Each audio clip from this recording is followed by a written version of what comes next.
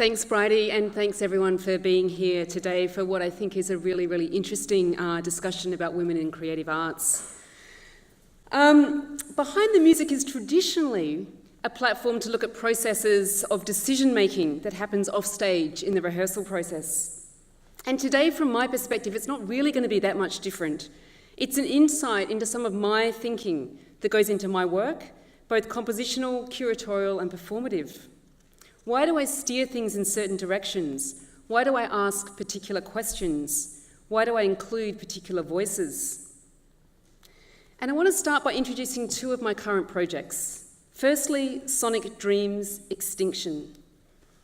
This here is the lesser stick nest rat, no longer with us, from central WA. She used to build this nest, which was as big as 3 metres wide and 1 metre high. In Sonic Dreams, I asked performers to imagine the sound of the lesser stick nest rat in her house, a sound we no longer have access to. As species become extinct, of course, our soundscape changes. These here are photos from my most recent work looking at gullies. Gullies are almost always made through human intervention, tree clearing or cattle footprints in predominantly poor quality sodic soil. And once the process begins, it's almost impossible, or at least incredibly difficult, to reverse. And once the topsoil is lost, all the silt and clay dissolves and we're left with only sand. I recently realised that both of these examples have to do with absence, looking at or listening to what is not there. Sounds we don't have, disappearing soil. In the small picture, these are just isolated facts. But from a larger perspective, they represent a state of play, a reality of human intervention. The person that first introduced me to concepts of absence was this wonderful man, Professor George Lewis from Columbia University.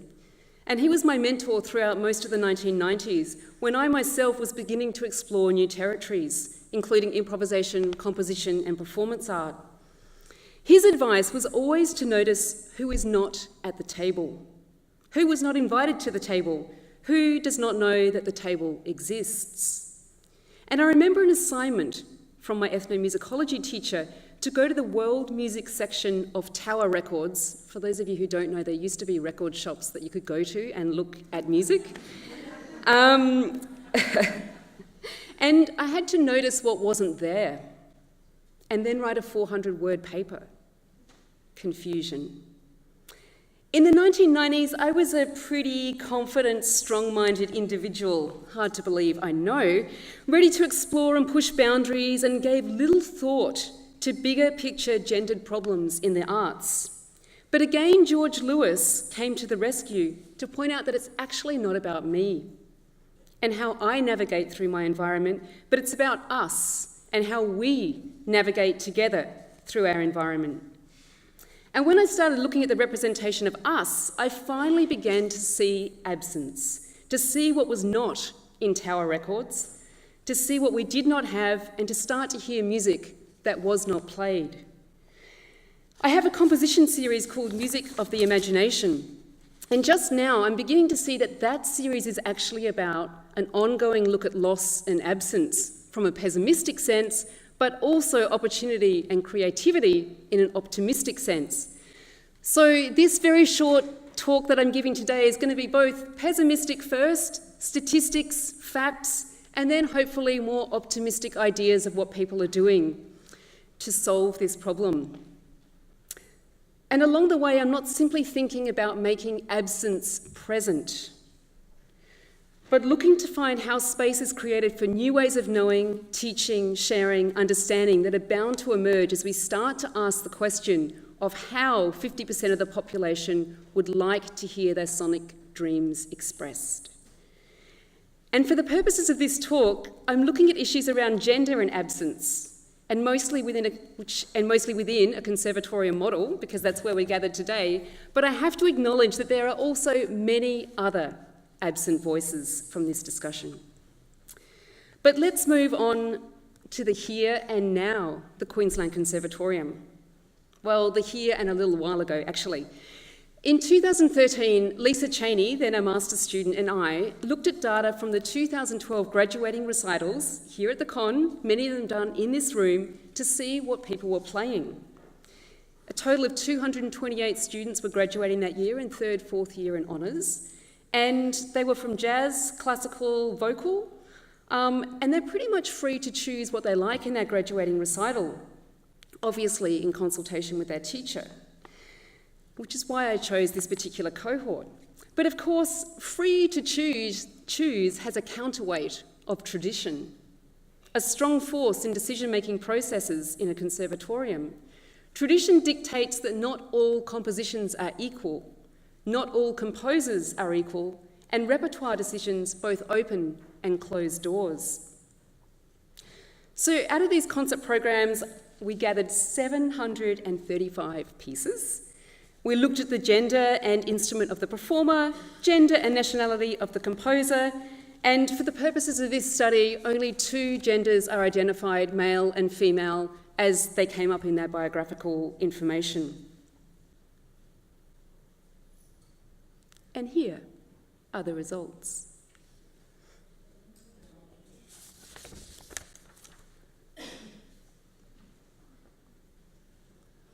So out of those 735 pieces performed, 17 were by female composers, or 2.31%. They represented 8 different composers. 6 compositions were by Australian composers, Miriam Hyde and Elena Katz-Chernin, and the remaining composers are listed up there. So what can be done? Oh, sorry, there's just one more slide which I like, which is that female composers represent about 2/5 of Mozart, just as a way of thinking of that, or the same as Hinderman. What can be done? There are many blockage points in articulating avenues of change looking forward from this particular study, which I'm going to go through. When the results were first shared, the consensus was a small amount of shock and awe mixed in with a fairly typical defensive series of excuses, which actually, 4 years later, I have to say, now sound quite historical, quaint even, although they're only a few years old. They were things like, well, what do you expect given that there's an underrepresentation of women in composition, especially during the classical and romantic era? There's truth there. As students need to develop their craft and thinking about the issue is a distraction. How do we even find out about repertoire? And we didn't have to learn the repertoire by female composers, so why should our students? And clearly there's a huge role for professional development in changing this particular issue. My perspective is that, and my driver for bringing this issue to the table, is that we are creating the future right now, or that we're creating the future's past right now. Each year that we do not demand change is another year on our collective watch when the past still looks unbalanced. Now, in the years that followed this study, so much has been done in this area.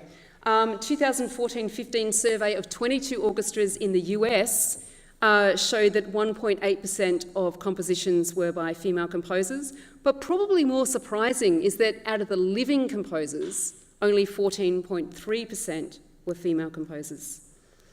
And at the Darmstadt Festival, which is a traditional hotbed of modernist composition, forward-thinking modernist composition, they began looking at this issue around the same time, 2014-15, and obviously noted a lack of female composers.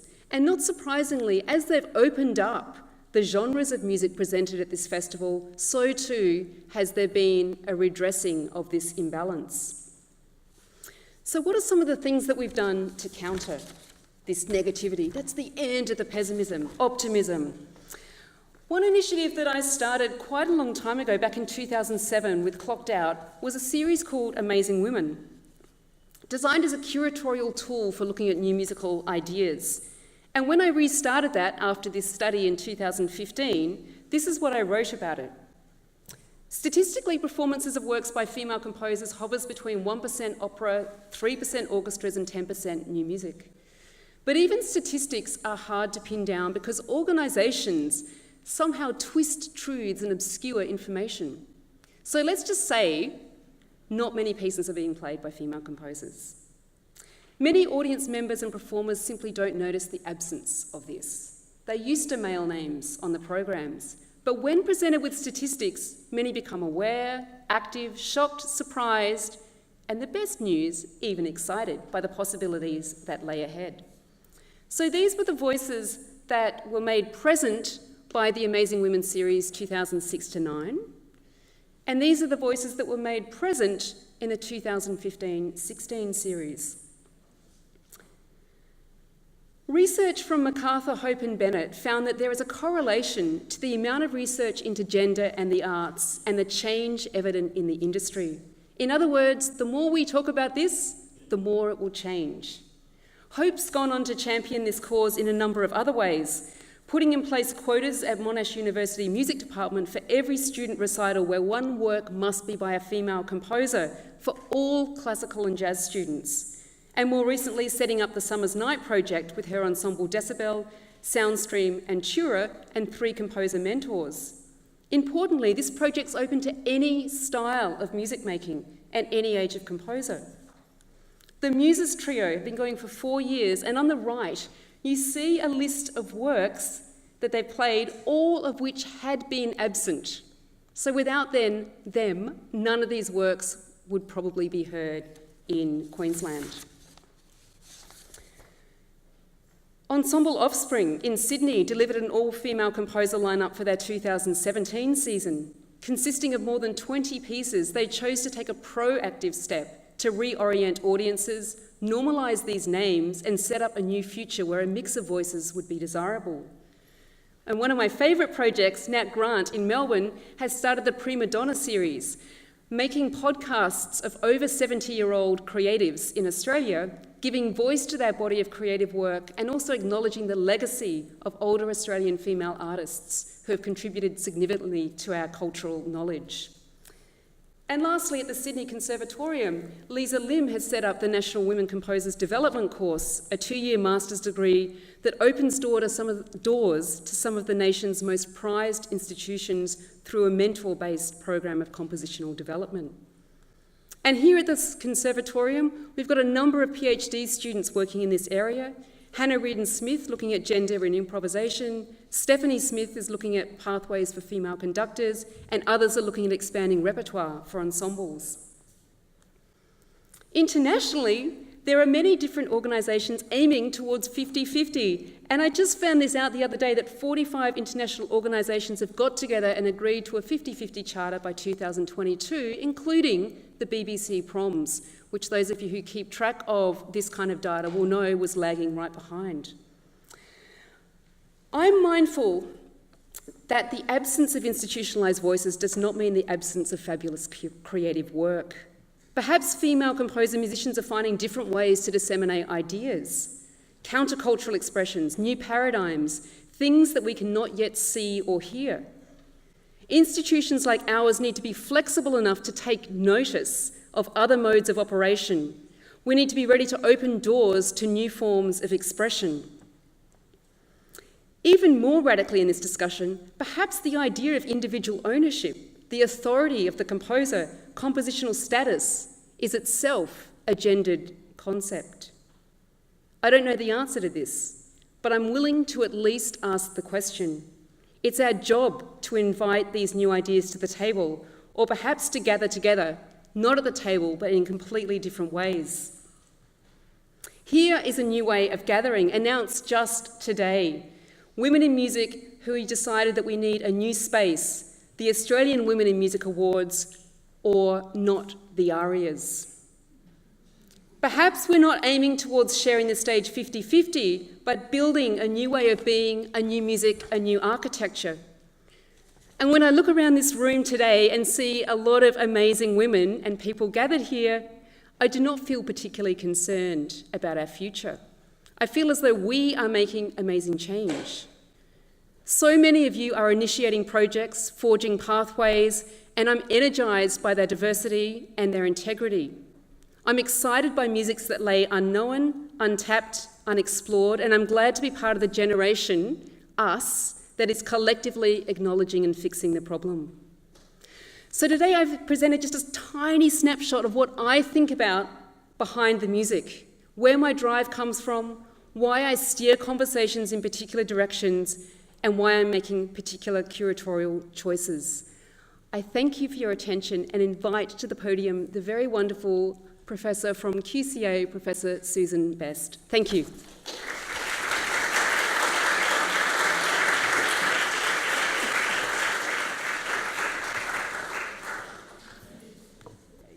So now moving on to the visual arts. What I'm doing today is basically just going to outline how I've approached the analysis of the work of women in the visual arts. So if we're interested in having equal representation of both sexes, how do we, in a sense, my question is, how do we justify looking at women artists as a separate category? How philosophically could we address that problem? Like Vanessa, I also had a very important mentor, and my approach to thinking about women artists has been deeply influenced by this particular feminist philosopher. She was both my teacher and has been an incredibly important mentor. She was interested, and she developed this idea of a feminism of difference. That's, in a sense, her phrase. The book on the left is probably one of the most important ones that she's written, Volatile Bodies Towards a Corporeal Feminism, which took up this idea that the body was a key to thinking about sexual difference, thinking about feminism of difference. To briefly explain, Gross was an early interpreter of French theory, and in particular this area called French feminism. She coined this term, feminism of difference, to describe the work in particular of this woman, Luce Irigaray. Irigaray's project aimed to think about femininity in its own terms rather than the opposite or negative mirror image of masculinity. And often in my discipline, art history, the kinds of things that Vanessa alluded to would come up about why women weren't in the textbooks. Oh, women's work isn't as good, or there'd be all sorts of justifications for why women were excluded from the standard art histories. I'm pleased to say that's rarely the case today, but certainly when I studied, I think one of the textbooks might have had 1 or 2 women artists in the entire book. So if we're going to think about women artists in positive terms, not as the, a weak hand or the common thing in art history was that women simply copied the styles of men. They weren't the innovators. So it'd be this idea that, Picasso was fabulous and then you'd have these minor women who were part of Cubism. So often how women were excluded from the history was via this idea that they were not innovative. So part of my research has been about uncovering how, very specifically, women are innovative. What do they bring to the story of modern art? And I found Irigaray particularly useful in this regard, and the work also, as I said, of my teacher, Elizabeth Gross, who suggested that instead of thinking about equality, she said we should think about the difference between the sexes. So this completely turned around how I started thinking about gender. If you're not thinking how can women be the same as men, you're asking how can women be different and embrace that difference from men. In literature, this was called producing feminine writing. Écriture féminine was the term in French. So this was the underpinning, in a sense, of what I then went on to do. So I was wanting to think, how do we analyse, how do we describe how women might be making art differently to men? And this was my first go at this particular problem. It's a book where I'm looking at how women artists from the 1960s and 70s in North and South America brought an emotional, or what I call an affective dimension, to the avant-garde of the 1960s and 70s. I'm not sure how many of you know that kind of art. This is a sort of classic piece of minimalist art from the 1960s. As you can see, it's very industrial looking. It's deliberately what's called anti-expressive. So it's deadpan It's not supposed to be expressing the hand or the mind of the artist. It was referred to at the time as rejective. It's kind of pushing you out. As one of the artists said of this kind of work, it's appealing to the mind rather than the eye or the emotions. And as he also said, it's meant to be emotionally dry. So in this period, these particular artists are deliberately making this dry art. So what I looked at was how, sorry, as you can see, it's a bit like a social studies project. So what I was looking at was how women were changing or disrupting that vocabulary. And I looked at 4 women artists. This is Eva Hesse. This work is actually in the National Gallery of Australia. She's took that minimalist, non-expressive vocabulary and she's brought it to life. She's injected emotion into it. So she's working with a serial proposition, as was Judd, but in this instance you've got this extraordinary texture, you've got these, they're actually incredibly large components, so that you're dwarfed in relation, there's a sudden address to the body in a really visceral way with work like this. Similarly, I looked at this Cuban-American artist, Ana Mendieta, who's put in the category of conceptual photography and looked at how the inclusion of her own body, this is her silhouette across the landscape, started to again produce this sense sometimes of melancholy in her work, sometimes a sense of mortality, fragility, but certainly it's working in this register of emotion that the male artists weren't at this particular moment in time. I also looked at a Korean-American artist, Teresa Hapkyung-cha, and how she contributed to structural film. Structural film, if you've ever seen any of it, is often also incredibly deliberately dry. So she's, as you can see in these images, got an incredibly beautiful aesthetic. There's a real sense of poignancy about her work. She's both in performance and video. And finally, I worked on this Brazilian artist, Lydia Clark, who contributed to, I guess, both performance and she's often put in the category of conceptual art. Again, notice this stress on the body. She's wanting the artwork to now be integrated with the body so that as you put on this object, you're experiencing your body in different ways according to her different bits of clothing. So each one of these artists was taking an existing vocabulary and creating something innovative around emotion. This other book I might just very quickly run through. Similarly, very similar project insofar as I was looking at what distinct contribution women artists from the Southern Hemisphere brought to what's called the archival turn in contemporary art, and how they developed a different kind of politically engaged contemporary art. In particular, I'm looking at how women artists from the Southern Hemisphere approach shameful events of the past. And what I'm arguing is that these 4 women take a reparative approach. Normally, in the book I argue there were 2 key approaches that dominate. This kind of approach from Carrie Mae Weems, which emphasises, underscores the negativity, the racism that her subject position attracted. The other technique is what I've called an uplift, or borrowing from Shan Nai, an uplift aesthetic, where an archival image is transformed and made into a positive representation, like this Indigenous Australian artist, Brooke Andrew. So he's taken an archival image and called it sexy and dangerous. So I looked again at 4 women artists that I argue bring something very different to those 2 choices, of either wholly positive or this very negative. And my argument is that they bring together both positive and negative feelings in a way that enables us to both look at these shameful events, but not be shamed into not deeply engaging with them. I mean, I'll briefly, I'll end with Fiona Partington's fabulous work, which was dealing in particular with the colonial gaze.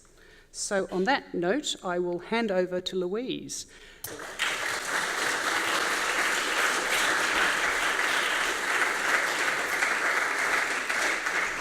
Thank you for having me, Brydie and Vanessa. It's a real pleasure to be here.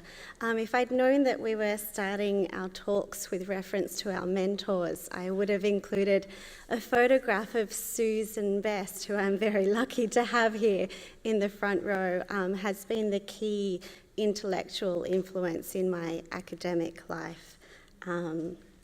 But on to my paper, which picks up on some of the threads of absence and presence, but in a flip to Sue's, I'm actually looking at how women were setting the trend, even though that hasn't been acknowledged. So now is the moment of the artist girl gang. New women's art collectives are forming at an accelerating pace, both here in Australia and internationally. But like members of the women's art movement back in the 70s before me, who also recognised the significance of their moment versus the tendency for the art world to erase and forget, I wonder, how are these contemporary groups being documented, assessed and remembered? Who is being recognised as their precursors, and what will be acknowledged as their legacy? More importantly, how and is this history being written? So these questions come out of my doctoral research, which was on the history of women-only art collectives in Australia from 1970 to 2010. This history is rich and diverse. It's been a critical springboard to many solo practices, and I'm thinking here in particular of Angelica Mesiti, who just had a solo show down the street at Griffith University Art Museum, and Nat Randall, who Sue and I flew over last weekend to see performing in Perth. This history, of course, also weaves its way through some of the most significant turns in Australian art. Women's collectives were there during the mass walkout that coincided with Prime Minister Malcolm Fraser's opening speech at the 1976 Biennale of Sydney. They're at the forefront of moves into Super 8 film, sound art and new media art.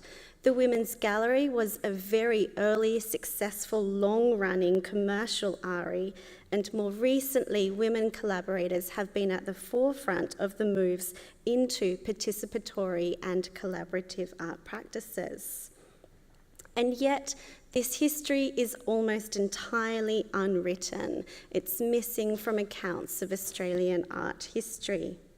So in the absence of secondary material, my doctoral thesis required archival research and interviews in order to establish the most elemental facts, uncovering and recording names, dates, locations, and projects, with attention to changing attitudes towards interpretations of the words collective and collaboration. I attempted to articulate how groups shaped themselves. What was the size, nature, quality, and intensity of their collaborations? What motivated them to explore this alternative authorship model? And how did this joint authorship, in terms of conception and production, function both ideologically and also logistically? So in doing this, I wrote about large, flexible groups, short and lengthy community art projects, anarchist poster collectives, lovers whose collaborative practices spills into the bedroom, and sisters whose most important relationship is their collaboration.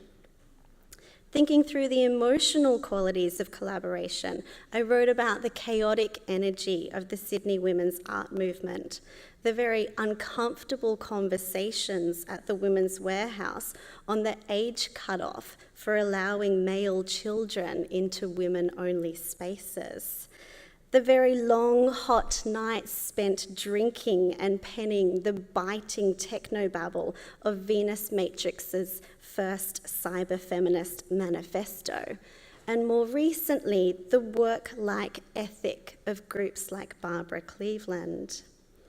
As this history unfolded, I traced the movement of women's art collectives from the fringe of the art world, from the feared ghetto of women-only spaces, to its very centre. Now groups like the Mangano Sisters are represented by Anna Schwartz Gallery. Groups like Barbara Cleveland are regularly included in significant surveys of Australian art.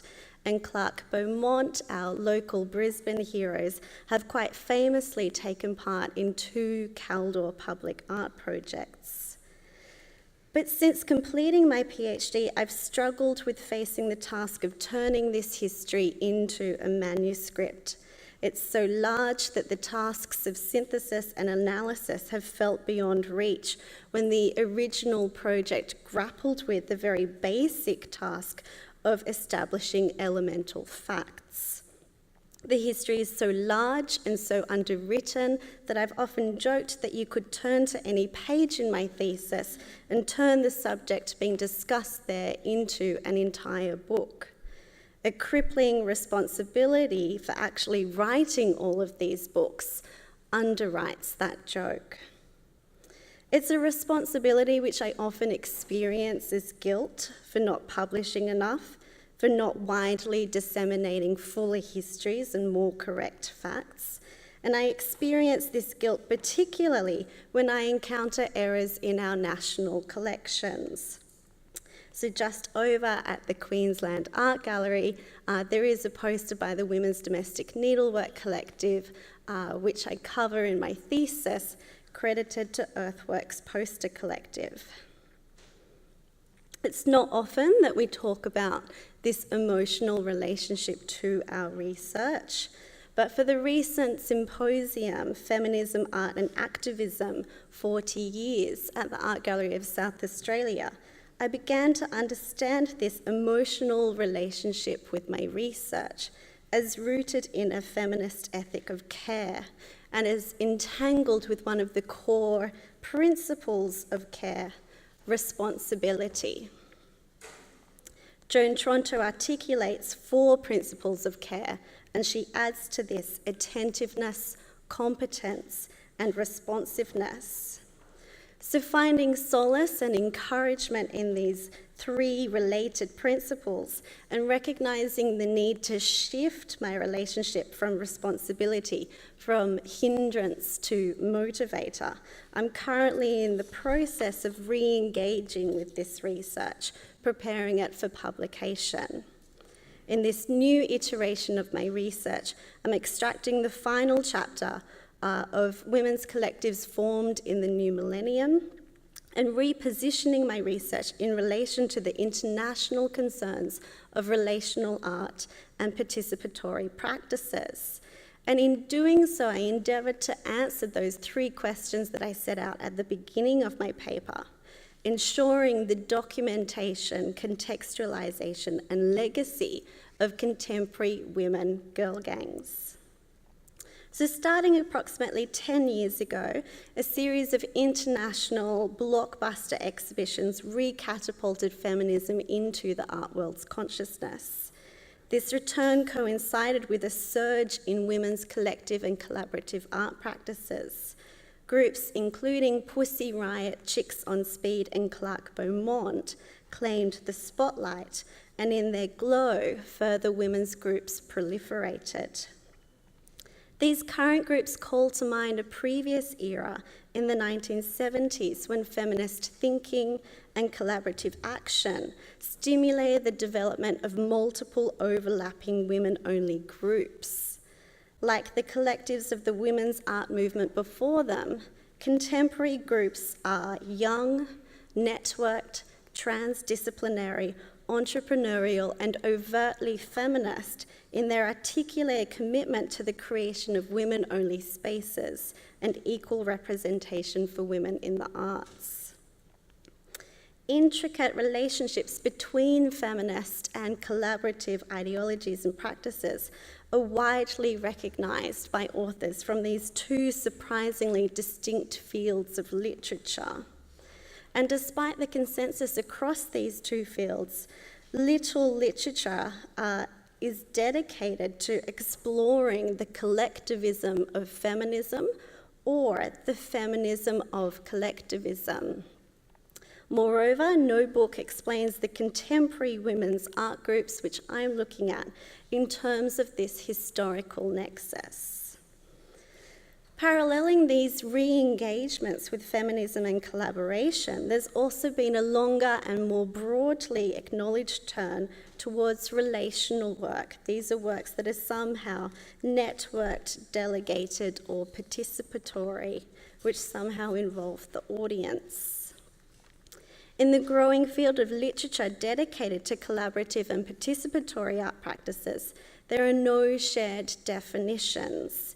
Key authors in the field, such as Nicholas Bourriaud, Claire Bishop, Grant Kester, and Charles Green, use a variety of terms within the space of their own texts. And while there are significant relationships and implications between collaborative projects and participatory projects, what I will be getting to just shortly is that there are also important differences. The author's refusal to define terms and their slippage between collaborative and participatory, which I propose could be better understood as different degrees of cooperation, with collaboration referring to the joint conception and production of a work, whereas participation only invites the involvement of others after an initial point of conception. Instead, these authors are interested in setting up a binary between short-term and long-term engagements, with figures like Bourriaud and Bishop championing the former and Kester arguing the ethical superiority of the latter. In doing so, they fail to recognise the tendency for group authorship to also commonly engage in participatory practices. These authors do not work through the ramifications of this unique phenomenon, which is so often taken up by women's groups. But the most pressing failure in Bourriaud's relational aesthetics exists in his failure to recognise the formative role of 1970s feminism in relational aesthetics. So Bourriaud articulates the creation of micro-communities as a key feature of relational practices, and he traces this lineage back to minimalism and conceptual art, which call on us to experience an event as a moment rather than an object. But in doing so, he overlooks the collective reception habits established by the women's art movement back in the 70s as an equally important precursor for contemporary practices. The Australian historian Margaret Henderson articulates the collective viewing habits in her text, Wonders Taken for Signs, the cultural activism of the Australian women's movement as avant-garde reformation. And I can readily call to mind the women-only exhibition openings, slide nights, and discussion forums that support this claim. Helena Reckitt more directly addresses Bourriaud's oversight in her text, Forgotten Relations, Feminist Artists and Relational Aesthetics. And interestingly, Helena Reckitt begins her article with the unobserved cleaning labour of Lederman Eucalyptus and her text, Manifesto for Maintenance Art, 1969, Care, a Proposal for an Exhibition, reminding me of the already articulated need for care that stretches back and through this history. So with attention to contemporary practices and in light of these critiques of existing literature, I propose to articulate the recognised yet under-theorised relationships between feminism, collaboration, and participation in contemporary women-only art collectives. In keeping with RECAT, this project challenges the dominant understanding of relational practices as a development of minimal and conceptual art practices, paying attention to the implications of gender in authorship and audiences in order to recognise feminist art practice of the 1970s as foundational to contemporary collaboration. Moreover, I propose to ensure the acknowledgement of contemporary collectives by girl gangs within the current history of relational and participatory practices.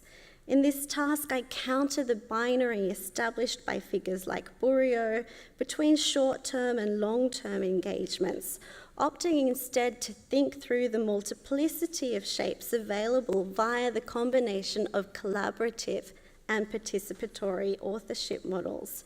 And so what I mean by this is the various ways that duos, trios, and quads, or fluctuating membership collectives, or fixed-term, long-term collaborators variously also engage in networks, participation, cooperation, or delegation.